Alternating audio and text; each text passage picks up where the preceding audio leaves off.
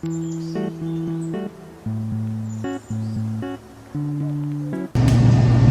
day, everyone.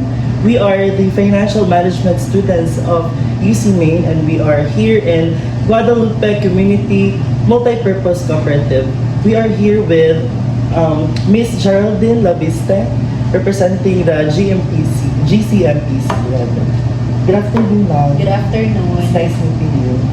Nice meeting you also and to all. Okay. So we will be asking you some questions with regards to the Guadalupe Cooperative. Okay. So we'll be starting now, ma'am. The first question is, what products or services does your cooperative offer, and how does it benefits your members? As we all know, Guadalupe Cooperative existing lending and financing to its members. Aside from that, we also open for we call Kadiwa Market for our members who are selling ornamental plants and vegetables.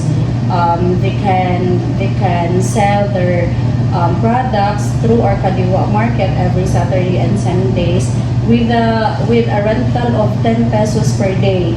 So very helpful kayo sa mga members sa Guadalupe Cooperative, and also we also have new established buildings for rentals room for members, and for kanang mga kiosk like mga merchandising. We also offer that for our members. Of course, at the same time, win-win solution, sila maka-benefit, and at the same time Guadalupe Coop maka-benefit po. That's very great. And also, when it comes to the services you offer, how does your cooperative differ from others?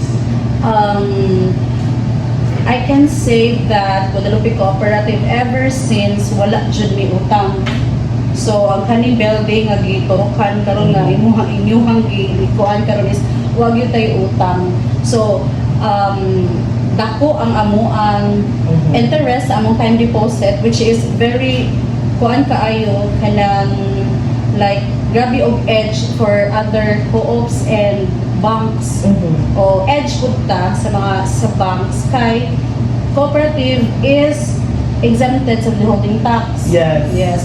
Bangko is for sure na sila withholding tax. So wala tay utang for now, and ato ang interest sa atong time deposit is dako compared to others. And last year nag-start mi og among gi-lessen ang interest sa among loans para makatabang sa mga members. So ligamay ang ato ang interest para maka-cater sa tanang mga members nga ginahanglan financially, and ang atong membership gipagamay pod. Instead of 1.6 nihimo na siya, ni-lower down to 900 para mas ganahan jud ang mga tao nga magpa-member. Unlike sa other co-ops nga dako kaayo sila og membership fee. Yeah. It's very good for the people. So the next question would be, could you provide examples of successful projects or initiatives that your cooperative has implemented, showcasing their impact on both members and the local community? Also kana siya nga bag-o karon nga amo ang gitukod. We're proud to say nga kanang nanasad may bag-ong building nga gitukod karon. And aside from that, katong building nga natukod siya last year and karon ongoing, ang amo ang target is mahuman this May. Yes, ikaduha na siya nga building. Naatay warehouse, kaduha ka buok nga. Ang isa ka warehouse sa Guadalupe Co-op, and the other warehouse is Agri Co-op, which is nakatabang punta sa other co-ops. And naasad kay bag-o karon nga services nga gitawag na mo og agriculture loan, basakan, di ba lisod mga bugas karon. So nangita taglain nga negosyo sa Mindanao, sa Basakan nga ang kato silang mga tag-iya og mga basakan kanang mga kanang pa sa bugas ba gipaprinda na nato. Yes, giprinda, naka-release na ta og 5.3 million. That's in fact naa sila karon, sila Ma'am Janet og other members of the board para mo release na sa 5.3 million and magperma na sila sa katong agreement niya og unsay kita automatically makuha sa Guadalupe Co-op. Muna ni reach out ta kay aside sa lending, financing ni kuanta ni kanang ni wide ang ato ang services paningita taglain ng mga services na of course maka-benefit ang members and maka-benefit po ang Guadalupe Co-op. That's very the way of the cooperative GCMPC is very good when it comes to maximizing their welfare. The next question would be, what are the key strategies that your cooperative employs to attract and retain members? Siguro ang amoa is nagpadayon lang gihapon mi nga among makater kan bitaw makater namo nga pangmasa ra jud kaayo. Oo. Pangmasa ra gyud nga kana bisag kanang tindiras kilid-kilid maka sustain ra gyud sila sa paghinahanglan nila through cooperative nga makatabang ra sa gyud mi. Siguro mouna siya nga hangtod karon dugay na kay namong mga members nga nagpabilin ra gyud sila kay amo man gyud gitan-aw ang ilang mga needs nga why not mo ni ana-ana kay lisod pud baya ng magagmay mga income so muna nga amo na silang gitan-aw not ginoon permente naman ang mga permente naman ng mga members na kung mga dagkong income pero diri mi niigo sa mga low income earners. mga habal-habal drivers may anak ba so siguro mo na siya ang key o strategy na mo nga makaingon ko nga napabilin ra gyud gihapon ang among mga members ang food karon. Next would be, what actions does your cooperative take to benefit the local community or promote sustainability efforts?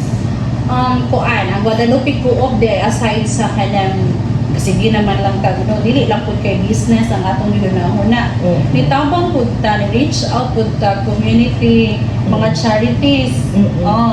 Nitabang ta ang mga bata nga naa sa bukid nihatag ta og mga school supplies. In fact, nagka-release po tag 30,000 plus nihatag ni sa Guadalupe Elementary School. Nihatag ni anak. And kuan kanang mga bitaw na mga provinces nga kanang mga lagyo na kay mga schools ato nagihatagan og mga school supplies. Ni kuan mi ni kuan mi ni support pud mi og mga ingon anak, mga books. So far mo pa na mga kuan pa and kanang mga kuan sari-sari store nihatag po taan nag mga programs nila nga para po makatabang sa atong mga members and dili lang sad kay members For the community. for the community. Okay. Next would be, how does your cooperative actively involve its members in the decision-making process? Kuan in monthly meeting. Monthly meeting? Yes. Board of Directors, macro officers, and micro officers na adjud may monthly meeting. So mo na nga anha magdebate, anha maglalis, decision making is the body man gyud sa board. Yes. So mo na gyud na sila yung monthly meeting sa po. Na ay mga emergency meetings nga kinahanglan gyud i-tackle dili pa maabot ang schedule sa board meeting. So that's the time magpatawag og special board meeting. Muna siya nga mo active gyud ang ato ang kanang sa to imuhang kuan decision making. Okay. Through meetings. How does the cooperative guarantee transparency and accountability in its governance and day-to-day activities? Aside sa naatay internal auditor, napunta external auditor. So every General Assembly amo jud nang ipakita transparent jud na unsay win or losing ba. Yes, ni gain ba or losing ba ang division. So amo jud na ipakita, i-discuss gid na namo. But bisan pag dili na sila mo tan-aw kay kabalo ka mga member ng Apil of General Assembly. Bugas na lang biya na ilahang kuano og snacks. So bahala na sila din ha kay naa sa gilaing nasa other members nga putihan sa jud kayo. So muna i-discuss gyud na during General Assembly projector gid na ikuan gid na siya nga mo niya atong income for the whole year, mo niya atong mga nagasto, mo niya atong mga kanang mga expenses nato asa dinapita dakong expenses, overhead ba, manpower, or ari pa din sa itong mga meetings, mga honorarium, so wala. Transparent jud mi, so muna nga sa auditing naatay monthly internal na siya. Yes. Sa external kana na jung mo-audit na gid siya twice a year. Twice a year. Yes, ari ka sa middle o sa end. Okay. Mm. End of the year. End of the year. Nga kuha na siya, i-discuss during assembly. Mm-mm. Ang atong assembly is it's either March or April. Mo man na siya ang Mhm. schedule. Annual. Yes, annual. Okay. How does your cooperative encourage cooperation and establish partnerships with other cooperatives or external organizations? Kana siya nagsigi na maguna siya. Mm-mm. Nagsigi na gina siya kay, you know what? Cooperative, from the word itself, Yes. cooperate. So kaming mga cooperative, muhatag gid may mga annual dues sa other co-ops. Oo. Yes, inana na siya ang co-op. Nagtuugan ni Kubo. Ano na din na siya, no? So, si Guadalupe Co-op mo hatag og annual dues ni kana nga co-op.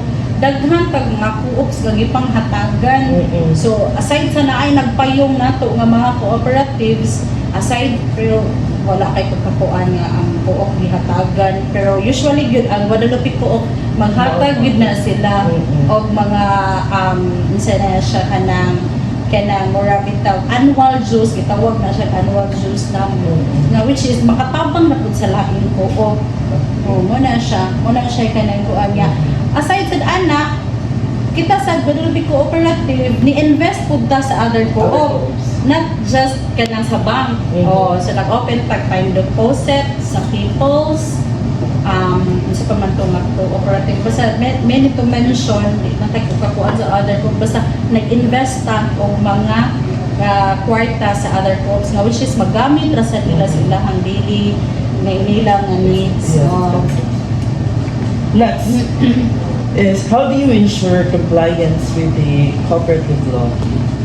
Ensure compliance with the cooperative law. Ang kana siya nga compliance, since cooperative ta dili ta under sa SEC, under ta sa CDA, Cooperative Development Authority. Yes. So kana si CDA, aside pa di ay atong kuan di ay internal o external auditor, si CDA mo audit pud na. Random audit na siya, mo kalit lang na siya anhi dinhi. Mo audit na siya niya. Kana si CDA annual gid na siya, yearly gid na siya, magsige gid na siya pangayo ng mo report. Nga sakto bag yun ang danya mong subay. Yes, inana si CDA. Grabe si CDA ka stricto. In fact, mag-ulang ta na kuan yun na natatakan nga na-receive na nila nga okay na ang ato ang kanang gitawag nila CAPR. Kanang CAPR nga which is perting hasula gikan sa sinugdanan hangtod nga mahuman ka. Perting yung kutiha gid si CAPR. So o kana yearly ta nga nagahatag og report sa CDA. Mo na siya nga compliance with the sa cooperative law. Yes. Through CDA. Okay. Next would be, what approaches does the cooperative use to address conflicts or challenges that arise among members or within the organization, ensuring effective resolution?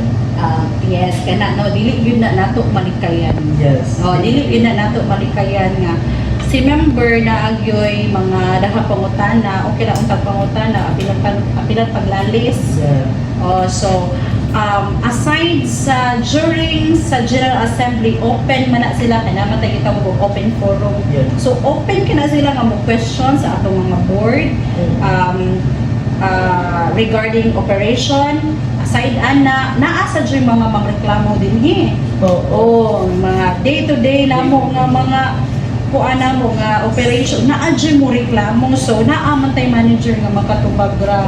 Natay manager nga makatubag naapod me as much as possible kung madala ra gyud namo siya o kanang hinay-hinay lang pasabot o ma-resolve nato ang iyang problema, kutob ra namo. But kung with approval na, murag lisod na, murag technical na kaayo, ang muna siyang i-endorse sa manager.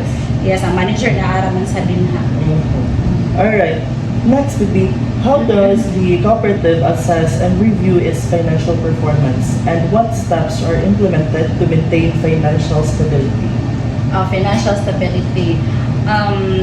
Sa pagkakaroon, Guadalupe Co-op is, ani man gud siya, nagsige pang ta og disburse of money, tungod kini investa. But, not ingon nga, magsige na lang po ta og kuan pagawas. So, amo sa nang ginatanaw nga nasa mi control. Yes.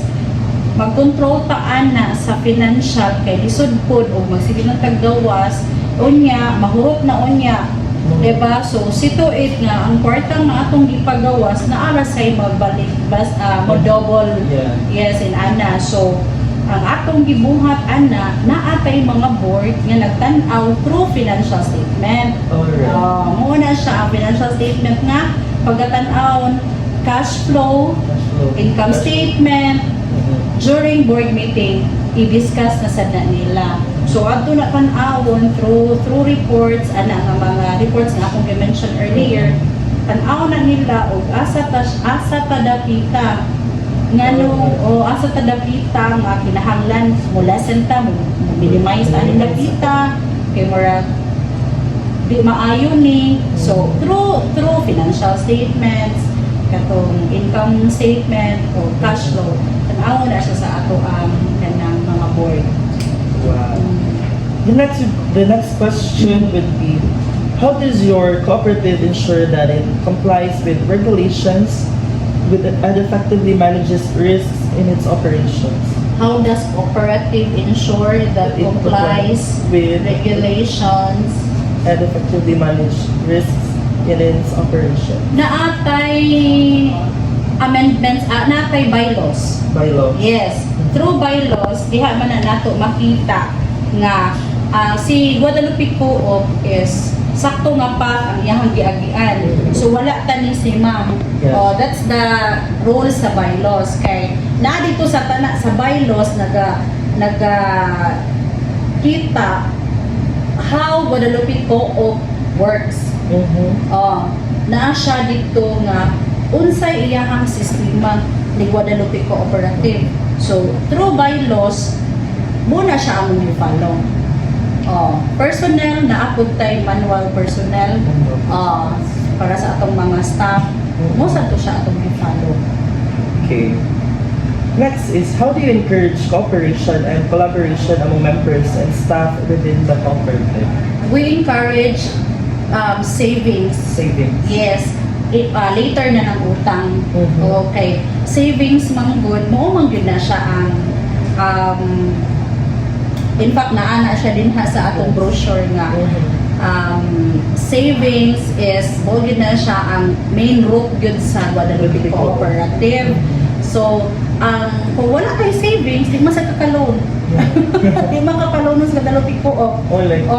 Pero savings jud siya kay para if magkinahanglan ka, naaragid kay makuha, naaragid kay ma-withdraw. So mo ginaamong ipag-encourage. Yeah. Okay.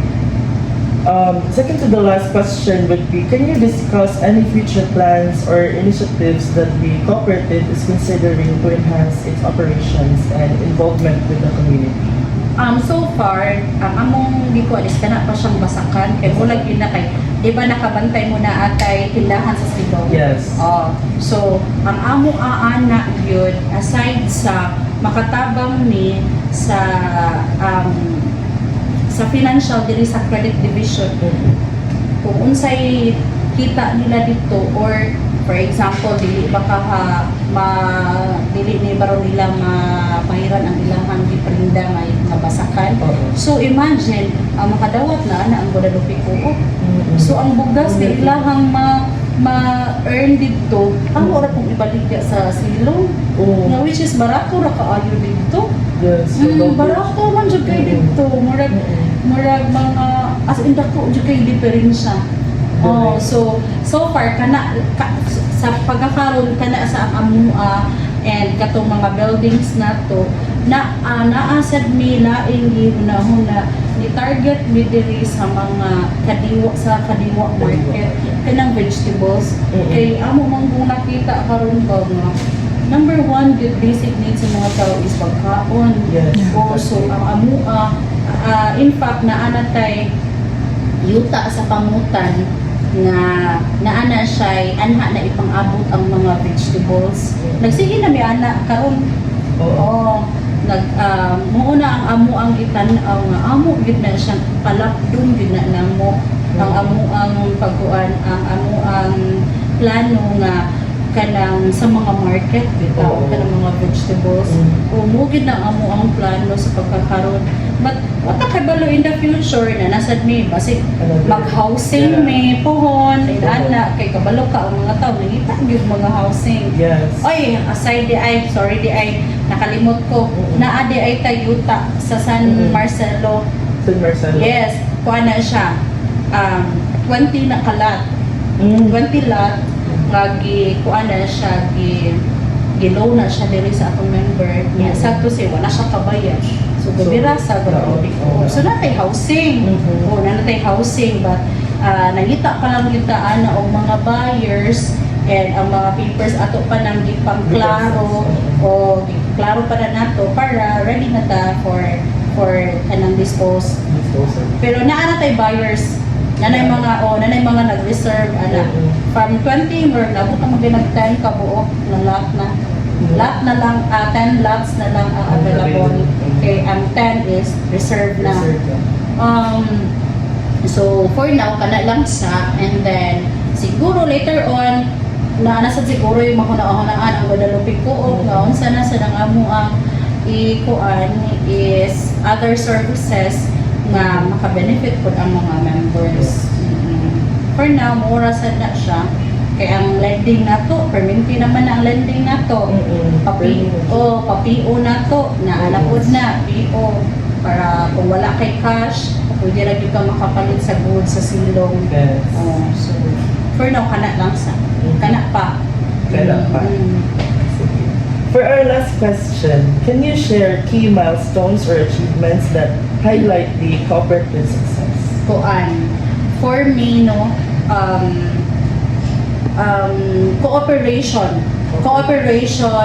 to the staff, to the members, and officers, board. Kaya walay cooperation, dili gyud mo success ang Guadalupe Co-op. Yes. Cooperation and